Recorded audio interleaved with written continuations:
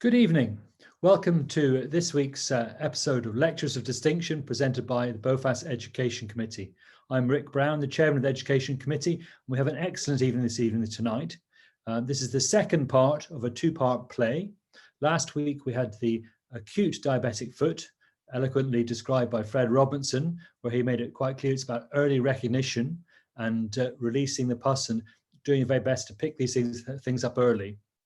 This week, we're going to look at the more chronic setting, where we're looking at the deformities associated with the diabetic foot, and then the problems that can ensue. So these are mainly issues about ulcers and how to manage Charcot.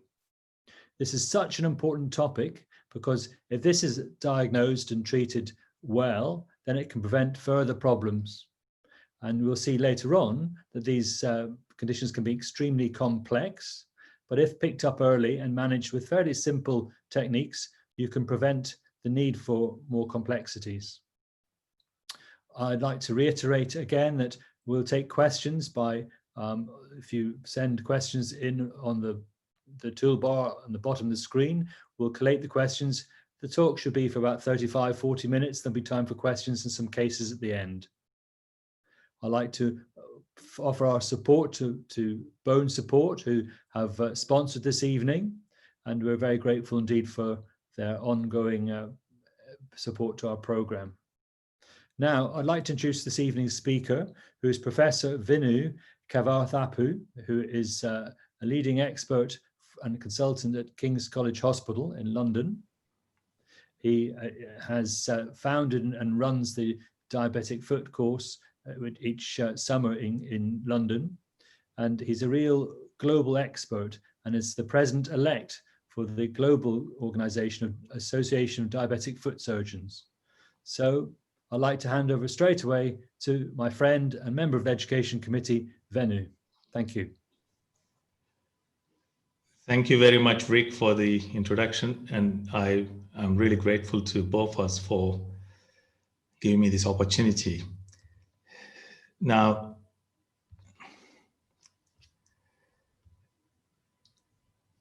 I will minimize this. Wonderful. So I would like to declare my association with these industries. This talk will cover the epidemiology of diabetic foot disease, the essential pathophysiology, which is really critical for our understanding on the management of these conditions. Of course, we'll go through the diagnosis part and also the management options.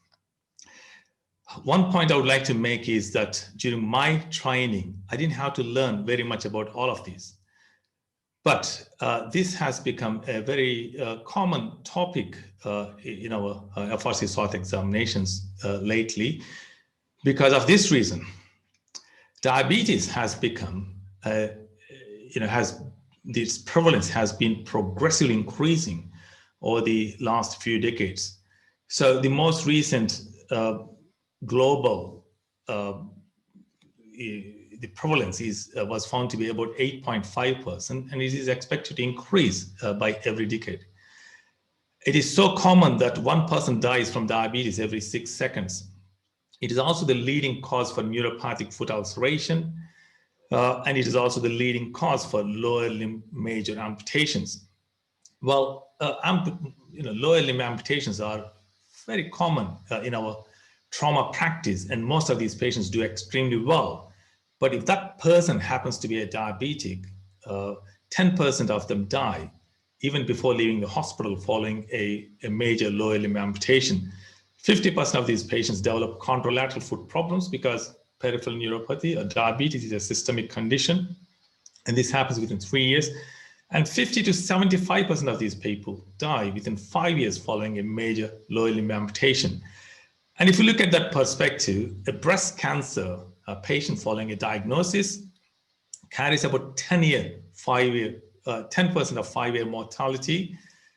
But if any diabetic or neuropathic person is diagnosed with a Charcot foot, from the time the diagnosis happened, almost 30% of them die within 5 years.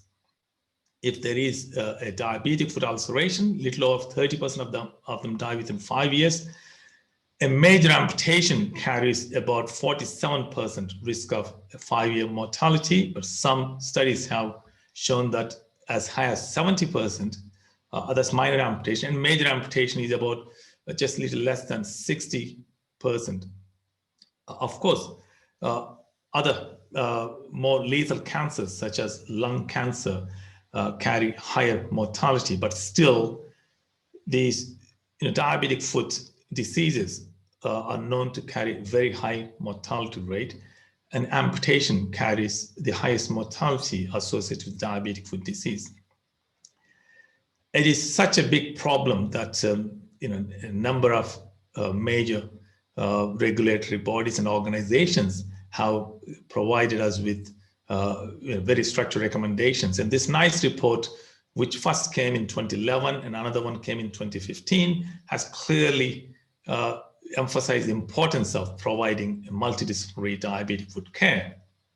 And to that end, this particular document provided by a group of fantastic work from a group of these organizations, including BOFAS, clearly states that a diabetic foot service should be stratified as foot screening service provided in the primary care, foot protection service provided in the secondary care for those patients that present with minor to moderate diabetic foot risk conditions, to a multidisciplinary diabetic foot service that provides major vascular and orthopedic or even podiatric surgical reconstructive type procedures, which has to be delivered in an optimal multidisciplinary diabetic foot team.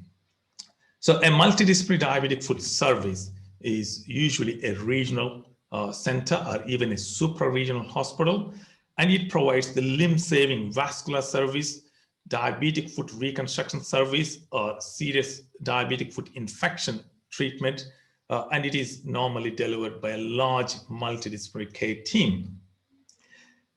It is normally manned by a diabetologist or a diabetic foot physician who tends to be the team lead, supported by surgeons, an orthopedic surgeon, a vascular surgeon, in some centers, a plastic surgeon as well, and occasionally a general surgeon.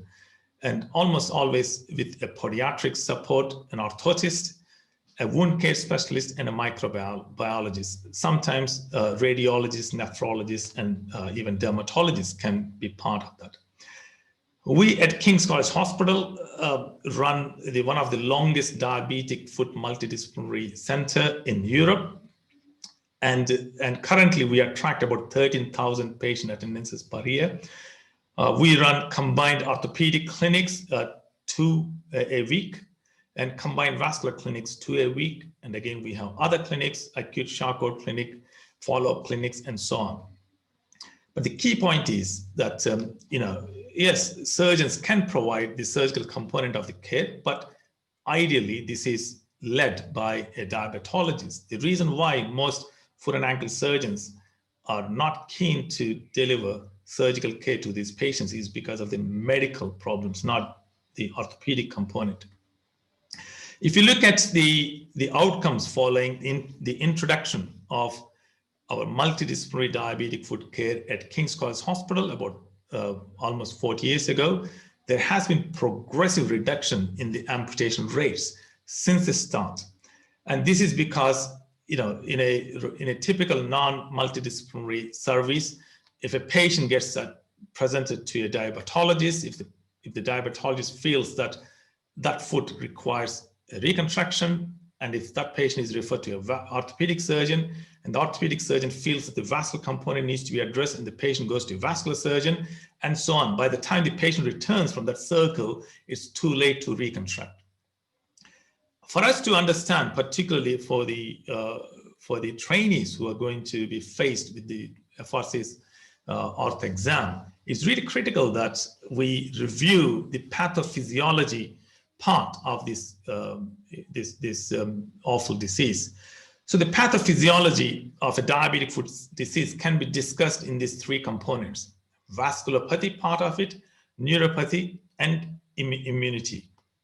If you look at the vascular part, the fundamental pathophysiological change that happens in patients with diabetes are these: thickening of capillary basement membrane, and there are a number of studies done to understand a bit more about this, but we don't need to know in more detail. But the end result is that the capillary basement membrane in patients with diabetes is thickened. The arterial or endothelial perforation is also very common. And at capillary level, the lumen is reduced because of basement membrane thickening. Arterial level, again, because of endothelial perforation, the lumen is narrowed. At larger and medium-sized arteries level, because of macroscopic atherosclerosis, the lumen is also narrowed. So that is the fundamental pathophysiology that affects every organ in the body, but some organs are more susceptible than others.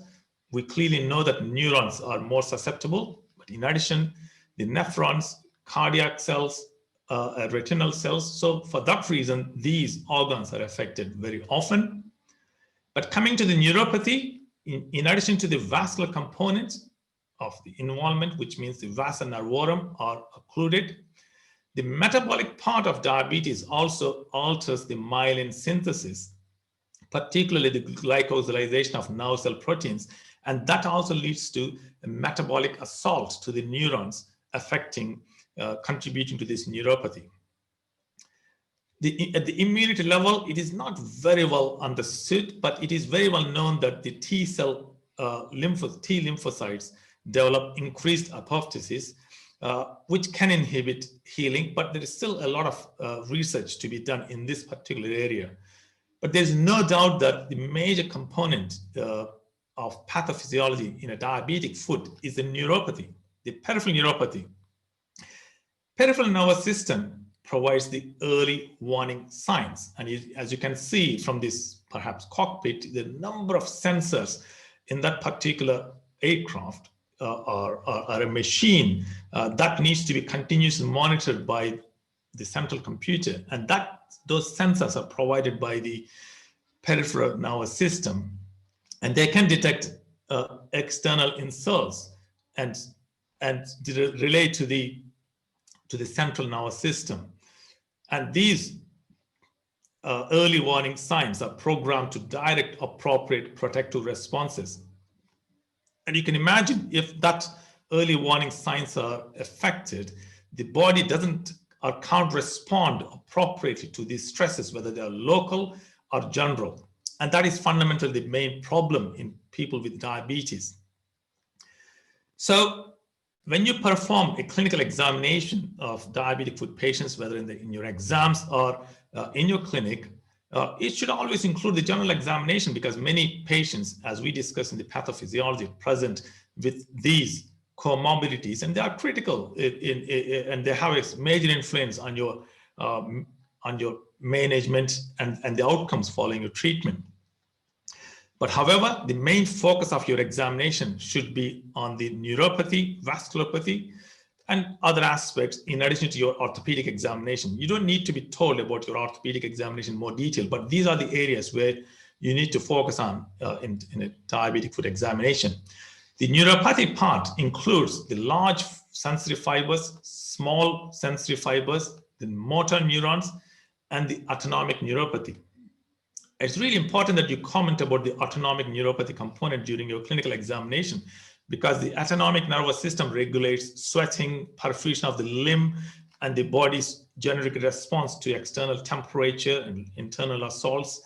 So in the absence of such response, it leads to dry, scaly, and stiff skin with cracks or breaking of the callus, and that becomes a portal for bacterial entry. So it is quite often neglected. In your exams, you really need to make a comment about potential autonomic neuropathy. It is very clearly visible in the foot during your clinical examination. But however, a large part of the focus is on the sensory neuropathy. Again, in this, the sensory neurons have got the large myelinate fibers, which are responsible for touch sensation. The touch sensation can be assessed by this simple test called touch the toes test. You can touch each toe. If the patient has 5 toes, if there was no previous amputation, they should be able to feel all 5 toes. But if not, then you should be able to quantify that, the number of toes felt. The other important component of these large myelinated fibers is pressure. And this is the most famous clinical examination tool, the Symes-Weinstein monofilament tool, which can quantify the pressure sensation of these large myelinated fibers. It is agreed that if the foot cannot sense a 10-gram pressure from this monofilament examination, it is usually agreed that the large myelinated fibers are affected, means there is peripheral neuropathy. Of course, the other component of these large myelinated fibers is vibration sense that can be assessed with a tuning fork, which used to be the standard examination in the past, but currently this assessment is more effectively done by the vibration perception threshold neurothesiometer.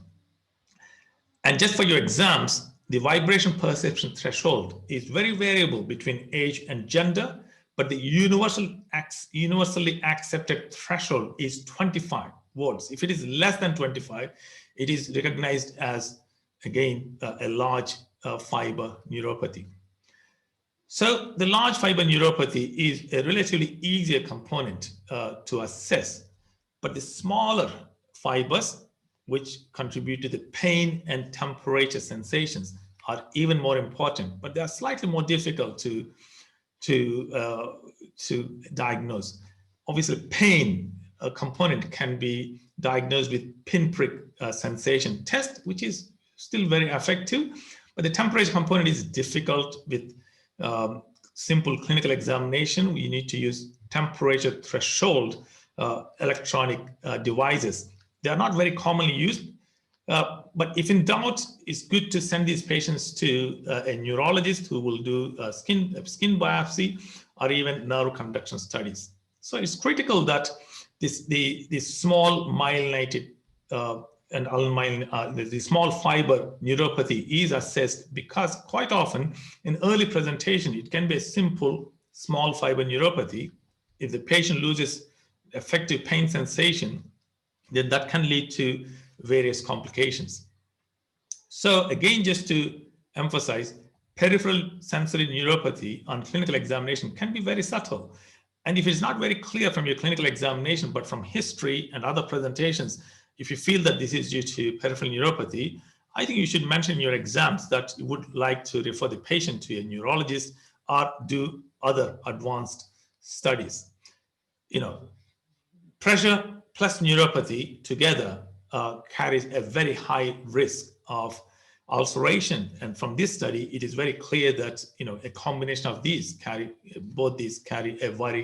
very high risk of ulceration. So it's really critical that we assess the presence of sensory neuropathy in diabetic population.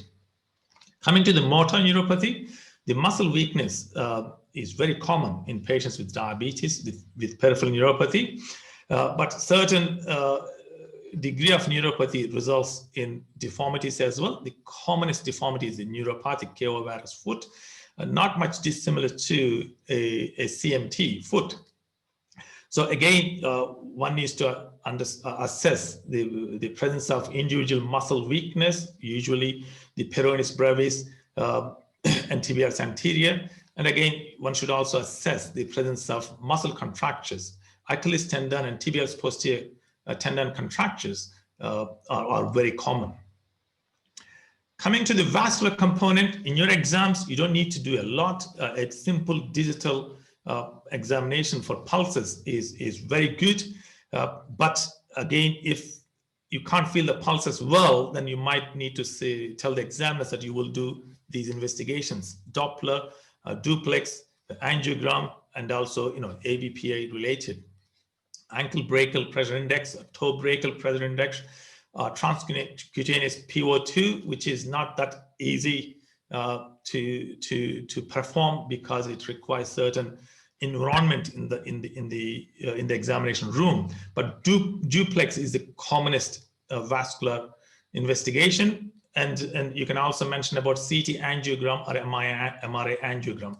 But again, digital palpation of the pulses is critical. Coming to Charcot neuroarthropathy and infection, the reason why I joined them together is that we had a fantastic talk last week on how to rule out infection from Charcot, and it's really critical, and how to diagnose infection. But this is the commonest confusion from patients' presentation and also in the exams. And Fred Robinson mentioned last week that if the skin is intact, if the presentation is more like an infection in a patient with a diabetic neuropathy, it is usually Charcot rather than an infection. But a patient with an acute Charcot neuroarthropathy usually presents with an unexplained, painless, hot, warm, and swollen foot with no history of clear trauma. There can be a minor trauma, but the patient might say that I woke up this morning and cannot get my foot inside my shoe because of the swelling, and patient might recollect that he may have had minor twisting injury the evening before. I was walking along and I suddenly heard a crack and my foot started to swell up. That minor incidents might be very trivial and the patient might not remember unless if you ask for it. But usually some trivial trauma triggers a very marked swelling response with redness and local warmth. So the patient typically presents with a warm, swollen, red foot and ankle region. And textbooks say that if you elevate the foot, the erythema and swelling reduces, and that is true. And if you elevate the foot for long enough, it tends to reduce. In later stages, the patient presents with a deformity or local examination shows crepitus, and clearly, as an orthopedic surgeon, we can clearly determine that that crepitus is coming from bone fragmentation. And a normal traumatic crepitus will be extremely painful. And here in these patients, you don't see much pain or tenderness. And in very late presentations, you can see simple bag of bones type presentation. And skin temperature record is really helpful. That provides you an objective evidence of the degree of temperature difference between the affected and the normal, if the opposite foot is a normal one.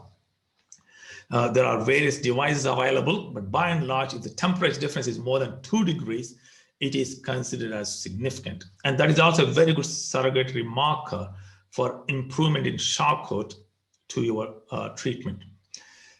So what happens in an acute Charcot neuroarthropathy is that there is usually some initial trauma, usually a very minor trauma. The patient might not always recognize that. That primary injury leads to a very uncontrolled inflammation.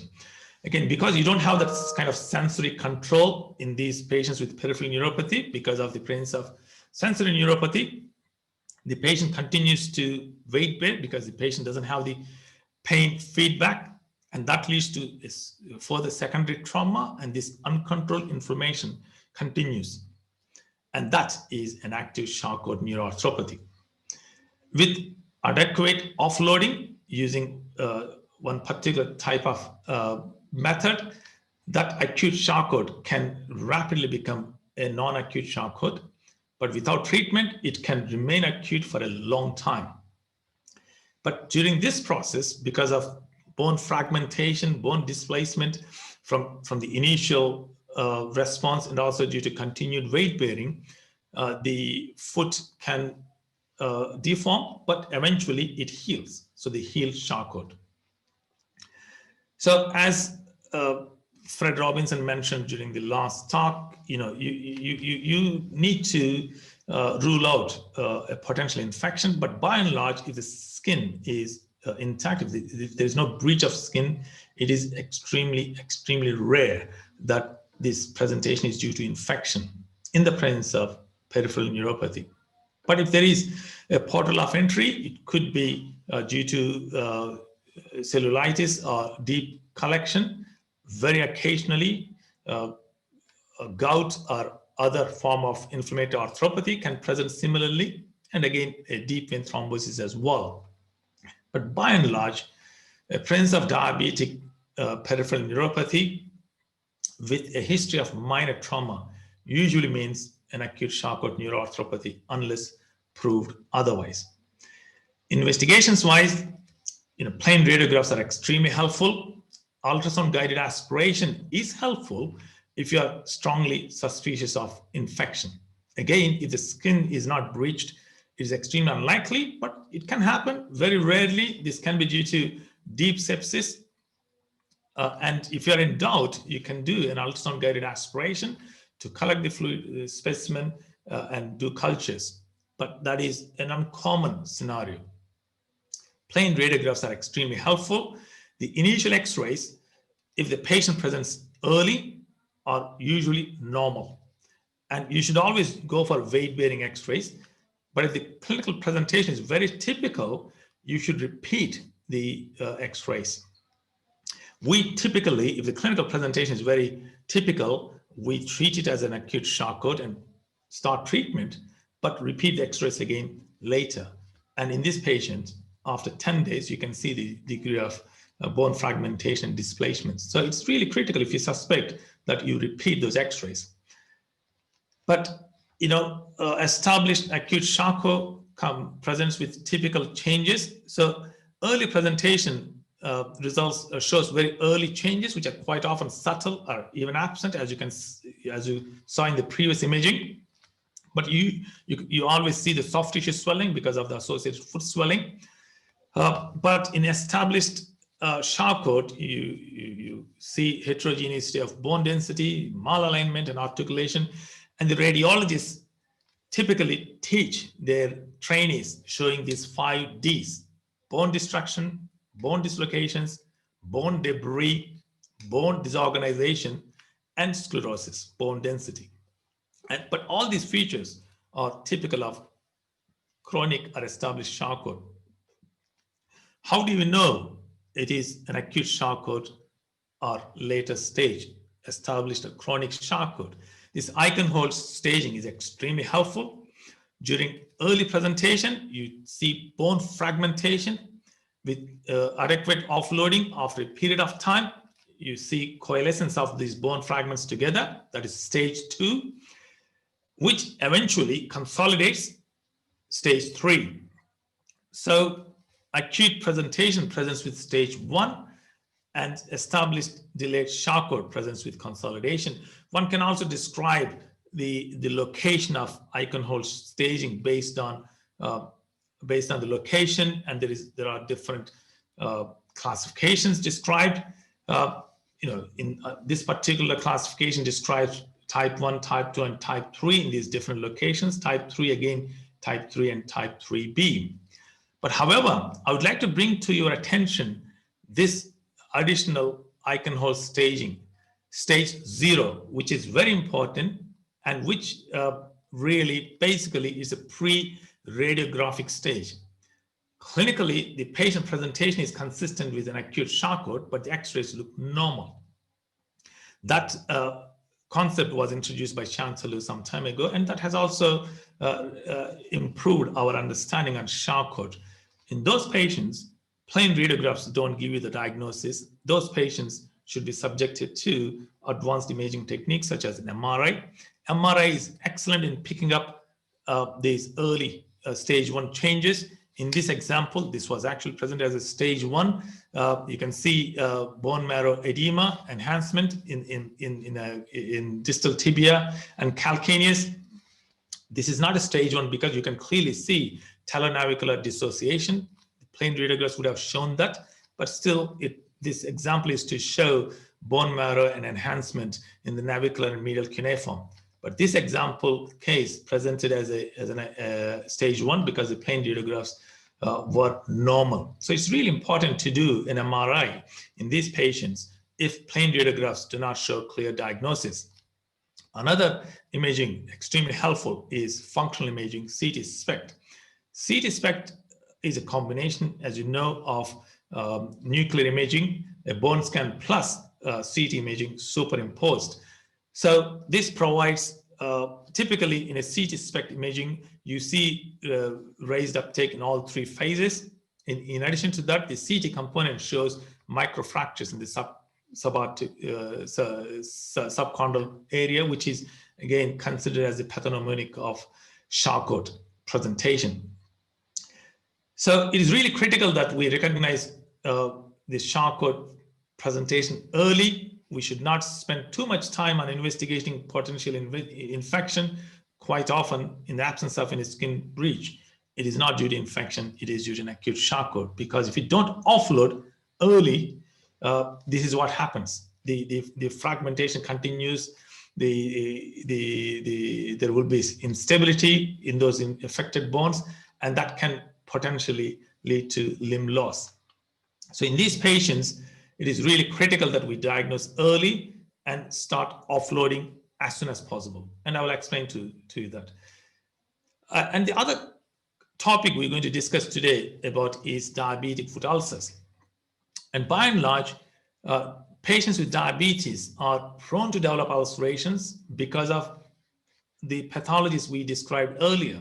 They develop vasculopathy, and that can lead to vascular ulceration, or in this example, due to simple infection. We know that, because of the immunological and also vascular changes, the foot is prone to develop infections. So in this example, there is no real significant mechanical reason, but developed ulceration, or there can be mechanical reason for ulceration, as you can clearly see in this example with a marked rocker bottom foot.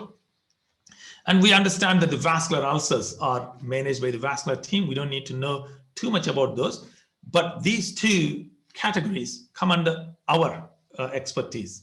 Any patient present with an infection, they are not necessarily managed, should not necessarily managed by the vascular team, particularly if there's no associated significant vascular compromise. They are our pathologies, and we are the experts in managing these conditions because we know the mechanical consequences of our actions in these group of presentations. So these are our pure orthopedic presentations. Any diabetic foot ulcer, it can be described based on its location, wherever it is, or the type of ulcer, if it is neuropathic or ischemic, or also depending on the depth or extent of involvement, it can be graded. And there are a few grading systems available.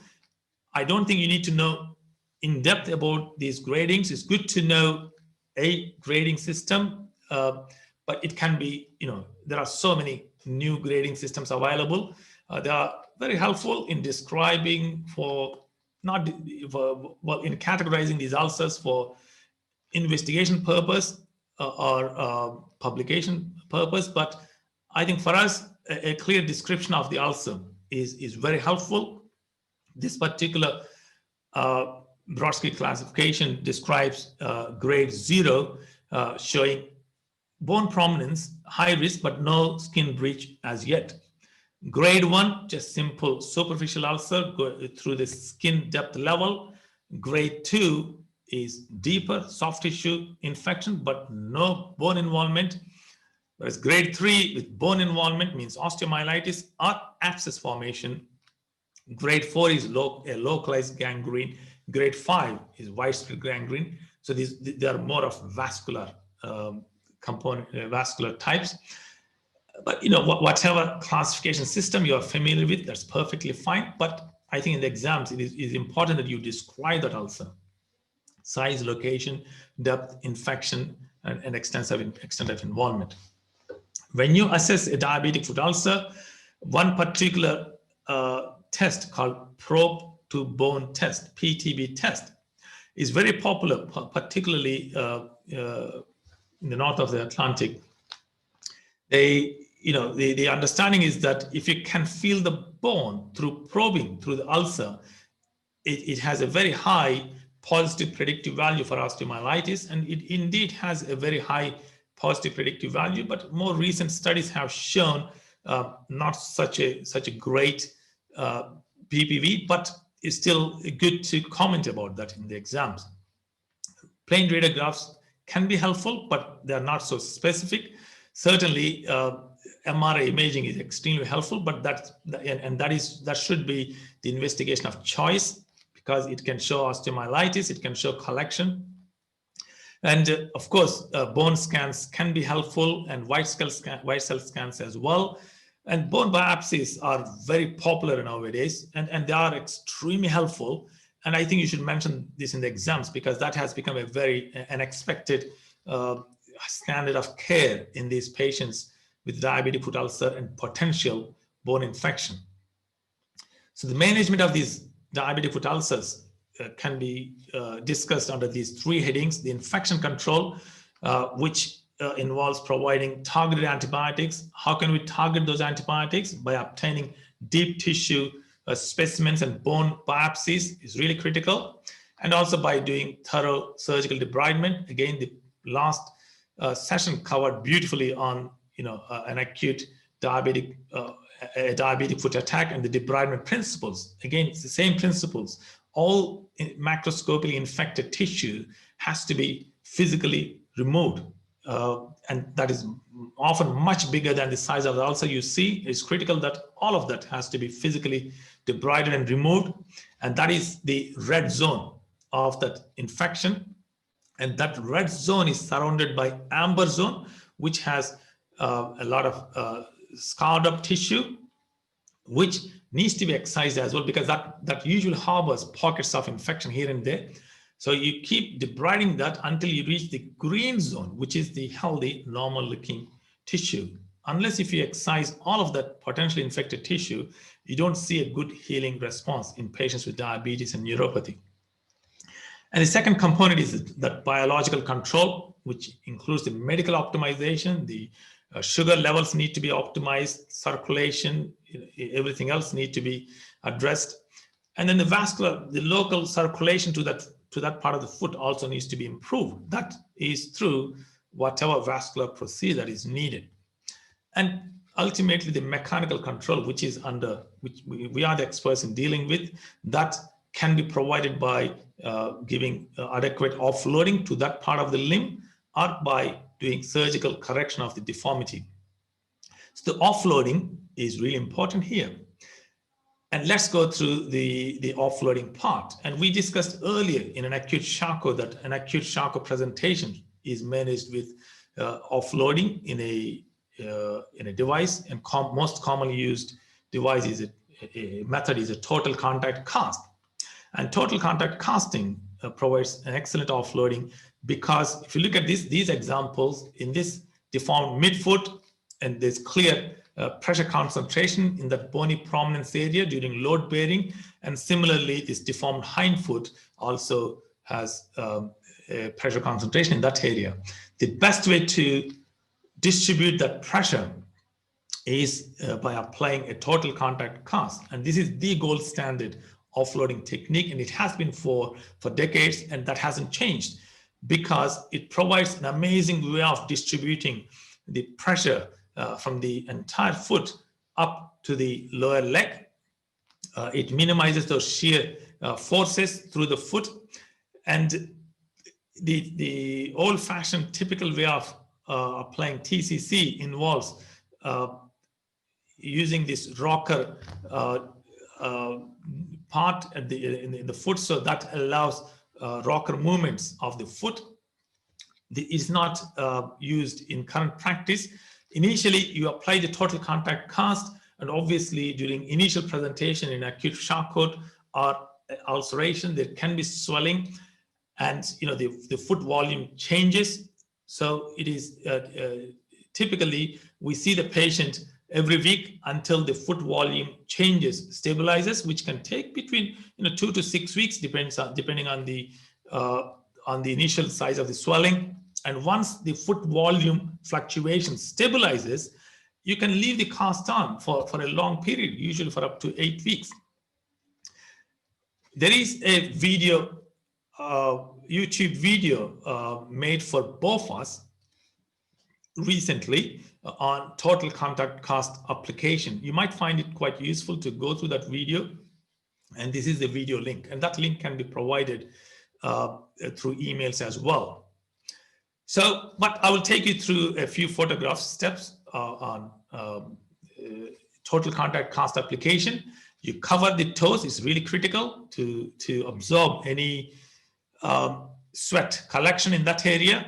Apply a stockinette and cover the pressure areas, the natural bone prominences, the shin, the malleoli, and also any abnormal bone pressure areas. You cover those with felts on both sides and apply a well band, including the toes, as you can see, and then through one particular technique of layers of Scotch cast to apply a full total contact cast. And the patient is allowed to weight bear if that is allowed based on the pathology, or usually it is a non-weight bearing immobilization. An acute Charcot presentation is managed in a total contact cast, ideally non-weight bearing. Certainly if there is any amount of bone displacement, non-weight bearing leg elevation and rest until this swelling comes down, and then keep changing the cast until you see stage 3 changes in plain radiographs or MRI shows progressive reduction of bone marrow edema. So in a foot ulcer, you continue the offloading until the ulcer heals, but in between you take the cast off and the podiatrists do debridement to freshen up and remove any callus, and then continue offloading in a total contact cast. But when there is a significant deformity, if the deformity is not so significant, then you can still provide amazing offloading of that deformed foot with total contact cast. This is a full total contact cast, but you can also apply a bivalve cast, particularly if there is any skin breach, if you want to keep an eye on that. Or it can be a crow walker. This is a custom-made hard shell AFO, and it comes with 2 parts, similar to a bivalve cast or a custom-made shoes. But these offloading measures work very well if the deformity is not severe or if there's no significant instability. But if there is a marked deformity, for example, due to a Charcot that eventually resulted in significant bone fragmentation, or if there is a significant instability as well, again, can be during an acute Charcot or a chronic Charcot that hasn't properly consolidated with abnormal motion in those bones, it is impossible to offload in these patients. Here you can apply a TCC if the patient maintains non-weight bearing, fine, but if the patient has to weight bear, it's impossible to contain, to offload. So those type of patients may be considered for Charcot deformity reconstruction. And certainly this was not a common practice in the past, clearly because of the presence of poor bone stock in this group of patients. Even the existing bone has very poor healing potential because of previous Charcot affection of the bone, the presence of fibrous non-union in those areas, and also suboptimal circulation, so on previous infection as well. So, and most patients present with ulcerations and they carry significant risk of perioperative infection, or even if you do a reconstruction, skin coverage can be difficult. So, and also if you look at the old literature, this notion that internal fixation always fails, and we're all very familiar with using internal fixation devices, for our fracture management or deformity corrections, but somehow they cannot be used in an acute, in a Charcot neuroarthropathy based on very old literature. So a lot of these patients were offered below-knee amputation in the past, and we clearly know that this is no longer acceptable because if they don't achieve a functional limb salvage, means if they don't remain ambulatory and if they don't keep their legs, they die very soon. And also, even if you do a nice below-knee amputation on one side, it's only a matter of time before the opposite leg gets affected because of the neuropathy, which is bilateral, and also metabolic, diabetic foot-related changes. So in suitable patients, it is important that we consider a form of reconstruction. Now, Charcot deformity can be localized and minor, such as this midfoot Charcot with bone prominence on the plantar aspect, and that is the cuboid. You can clearly see that has dropped, and if you look at the and causing local pressure ulceration, and if with adequate offloading using the measures we described earlier, if there is an ulceration that doesn't heal, and if there is no instability in the midfoot, this midfoot has fused beautifully, it's just that there is bone prominence there. In those patients, you can do a nice exostectomy. It's a fantastic procedure because it can remove that bone prominence very effectively, and this leads to very predictable ulcer healing, and the patient can regain good ambulatory status. So if the exostosis is very much, and if there is associated deformity, and if that exostosis removal leads to defunctioning of the foot, then you might need to do something in addition to exostectomy, such as reconstruction. But most stable rocker bottom deformities can be very effectively managed with exostectomy. However, major deformities need reconstructions, and these come in so many different shapes with different levels of pathologies. There can be infection, there can be vasculopathy, there can be other form of presentations as well. So these are really for limb salvage. You cannot expect these patients attain normal function following any Charcot foot reconstruction procedure. The aim here is to provide a functional limb salvage so that the patient can regain a reasonable level of ambulation. So the aim is to provide a stable, normal shaped and plantigrade foot that has full skin cover, means you try and get all ulcers healed. It is infection free because you're going to get rid of all infected material, and has no bone prominences so that it allows full weight bearing with surgical shoes. So that is what we aim for. So they are not going to be able to run or play any significant impact physical activities. What I'm not going to cover in more detail is these components of multidisciplinary care. But you need to mention in your exams that yes, we need to make sure that these patients are adequately managed on the vascular side.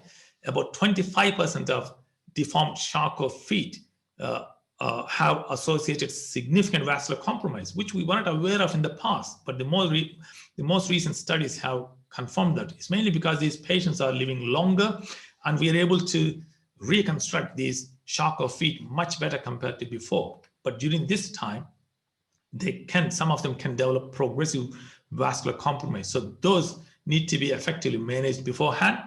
If there is any ulceration or previous infection, it's really critical that you obtain the microbiological diagnosis beforehand so that you know which organism you're dealing with. It's very common that you leave large wounds, particularly in the presence of previous ulceration following a Charcot foot reconstruction. So you really need dedicated wound management team. And we use negative wound pressure treatment a lot. It's much less common that we use plastic surgical colleague in these patients. But our understanding has improved massively on these modern fixation principles, particularly on internal fixation, so that the outcomes following internal fixation are much better now compared to the past. And a number of studies have been published on that. But we can't emphasize enough the importance of this multidisciplinary approach. And we know that all foot and ankle units in the country can reconstruct these diabetic feet because all foot and ankle surgeons have those skills to technically reconstruct these. But many surgeons don't do it because they don't have access to this team. The orthopedic surgeon is a small component of this important large team. This is my older team's photograph. I don't have the most recent team photograph, but as an example. So quite understandably, at the beginning, external fixation was considered as the gold standard fixation option in all these patients, obviously because these patients present with osteomyelitis, and previous published studies have shown poor results with internal fixation. And typically, external fixation provides good union rates of about 70%. It provides a showable, a braceable foot in about 80%, and the patients have very high satisfaction rate. Still, there were quite high failure rates. And in fact, most published studies have shown a perioperative limb loss of about 5%, and certainly it was considered as an acceptable in such complex presentations. But in the exams you should mention both external and internal fixation. I don't think they will ask you in more detail about each type. But if you look at the current practice, this was a systematic review published from our unit. Internal fixation, the blue part, is becoming a lot more common because of improved outcomes. But it comes with a very specific principle. It's called super construct, and that principle is, even for external fixation, is a long segment, durable and rigid fixation with optimal bone opposition, plus or minus stimulation, plus or minus local antibiotic elution, whatever you feel appropriate. But that internal fixation should be of a long segment, rigid fixation that can last for a longer period of time. So I will go through quickly a few examples of this example of midfoot reconstruction. It's important that we first analyze the deformity, the deforming forces, and based on that, we decide what type of fixation device and fixation principle we use for internal fixation. In this case example of midfoot Charcot, the forefoot is in marked abduction. In the weight-bearing lateral views, there is no rocker bottom deformity, means there is no plantar deforming force here. The deforming force is into forefoot abduction. So in that situation, you can do a nice wedge resection, keeping the lateral cortex of the cuboid intact, so you don't disrupt the lateral column. And then by correcting the deformity using tension band plating technique, you don't have to open the lateral side. And this case was done about 9 years ago. It provides fantastic fixation because you get optimal bone opposition. These osteotomies heal very well. But this type of uniplanar deformity presentation is less common. In that uniplanar, it's even more common to see rocker bottom deformity. In that situation, a plantar plate is great. But in both of these midfoot Charcots, if there is no involvement of talonavicular or proximal, if you're not going to fuse the talonavicular articulation, it's great. You can use a medial or plantar locking plate. But if you need to extend the talonavicular one, it's difficult with plate fixation. It's difficult for a plantar plate fixation. You need to go for a dorsomedial. In this case example, the rocker bottom has affected both the lateral column and medial column. So the plantar-based wedge resection involved both the medial and lateral columns. And again, both medial and lateral columns needed fixation using long segment rigid fixation with optimal bone opposition. But in those days, these procedures were done between 3 to 10 years ago. And the locking plate was the only option available. But however, the modern fixation devices for this particular case example of midfoot Charcot, and this particular pattern of Charcot is called dorsal subluxation or dislocation pattern. These are a lot more difficult to manage, but these intramedullary devices called midfoot beams. Beams have revolutionized our ability to manage Charcot midfoot reconstructions. And in this particular case example, a large diameter medial column beam was used. These beams provide beautiful realignment of the medial column and provide beautiful compression. But if there is a concern that there is not adequate rotational stability, you can stick a locking plate as well on the top. But on the lateral side, on this occasion, we used a locking plate because a small diameter beam was not available in those days, but now we use a small diameter beam as well. You don't need to know more details about this fixation techniques, but you should know the principle. The principle involves a long segment, rigid fixation, durable with optimal bone opposition. Coming to the hindfoot reconstruction, the principles are exactly the same. In this particular case example, yes, midfoot is affected during the Charcot process, but there is no deformity present in a patient, a 70-year-old patient with a long-standing diabetes and peripheral neuropathy. But because the midfoot hasn't been affected significantly, you can do an isolated hindfoot nail fusion. It is a fantastic and powerful device, and the outcomes are very predictable. In this example of an acute Charcot presentation, very unusual well, not so unusual, but less common presentation. This patient had a vascular procedure, had a normal foot, normal x-rays, had the vascular procedure. A week later, developed an acute Charcot. Just for your information, acute Charcot presentation is less common in people with vasculopathy. If there is poor circulation, they are usually protected against an acute Charcot, because acute Charcot involves severe inflammatory response with severe vascular congestion. If there is not enough circulation, that doesn't happen. But in this patient, soon after the vascular revascularization from very minor injury, developed an acute Charcot, again because this is a limb-threatening unstable deformity. Patient was provided with a hindfoot nail fixation with good result. Bit more complex ones with a combination of hindfoot plus midfoot Charcot deformity. This 75-year-old patient with instability as well, long-standing wheelchair user because of the instability. Again, using the principles of long segment rigid fixation. And you can notice here that the midfoot plate has been extended to the distal tibia. Now, in the presence of such marked bone loss, it is impossible to get really rigid rotational stability with the nail. You don't get good rotational stability. And you can achieve that by extending the midfoot column plate into distal tibia. This locking plate provides that rotational stability. Bit more complex presentation here in this patient with the long-standing infected ulceration as well, and plus vascular compromise. And the infected ulcer was managed with debridement, deep tissue specimens and bone biopsies, targeted antibiotics.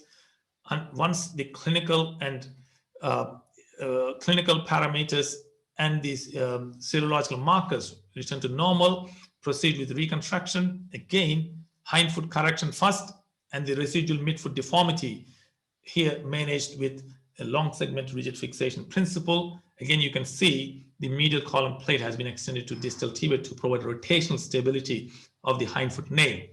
So I'm not going to go through multiple published studies involved and the outcomes, but in general, the outcomes are pretty good in this group of patients compared to what was available in the past.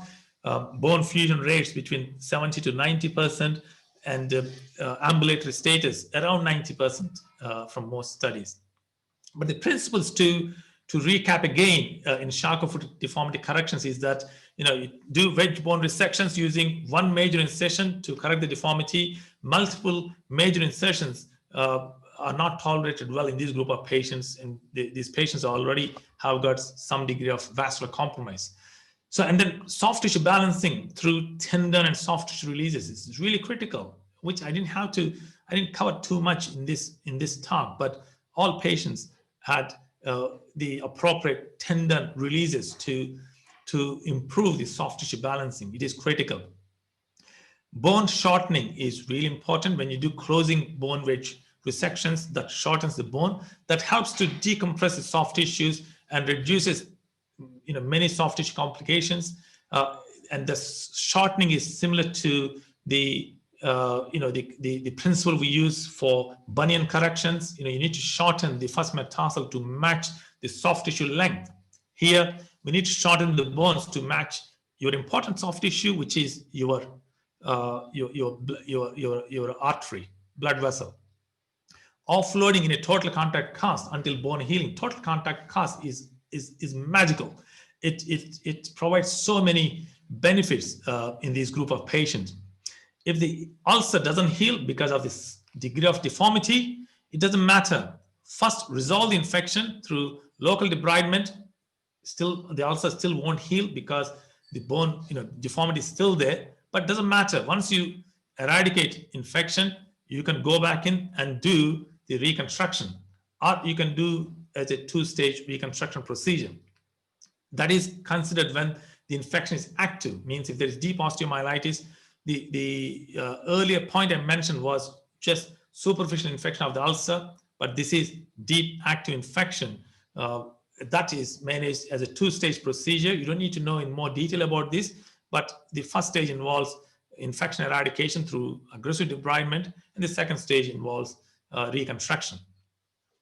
One thing we know is that metalwork breakage is common in this group of patients, but the studies have shown that the functional outcomes, even with metalwork breakage, is still very good in this group of patients. So as an example, in our group, out of 120 reconstructions we have done so far, we haven't had even a single limb loss. And many of these patients are of high-end deformity. So I think the outcomes are really overall very good. This is the most recent publication on 78 patients with 12 months follow-up. High ASA grade in majority, and many of these patients were non-ambulatory. 18 of these had active infection requiring a two-stage reconstruction.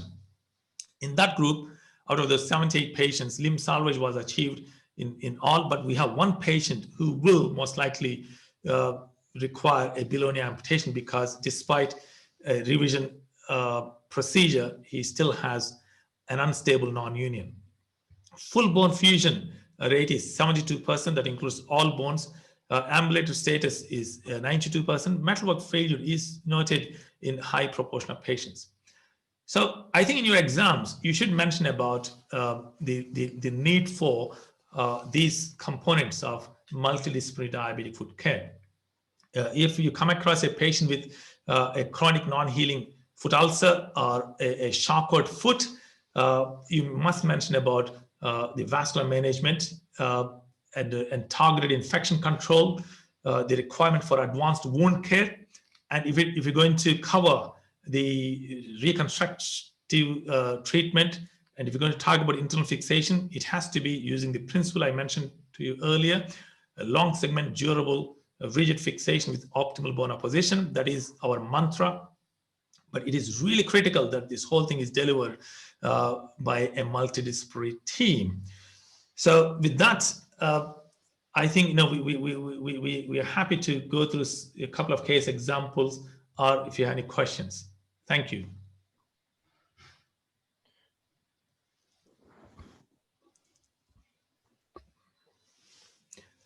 So, right, how shall we proceed, Rick? Okay, can my picture come up? Wonderful, yes. So Venu, thank you very much. I'm not sure if my picture is up there, but that was an absolute masterclass. So many things to cram into just one short hour, and it took us through the pathology and all the way through to the most complex cases.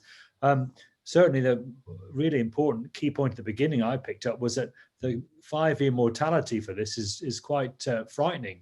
So with patients who have a major amputation for a diabetic foot problem have a 55% 5-year mortality. So that's quite frightening. We really don't have time for all the questions that came in. So I just want to go through 2 questions.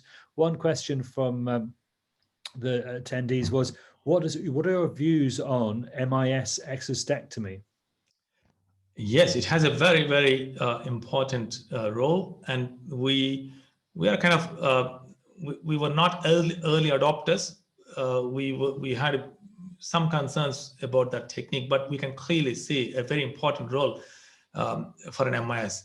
Number one, it's really important that when you do the MIS excision of the bone prominence, it's really critical that you wash out the debris very aggressively and thoroughly.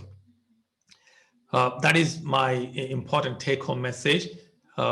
And because we had a few cases referred to us following infection recurrence or quite bad reactivation of infection following MIS exostectomy, and that's my advice.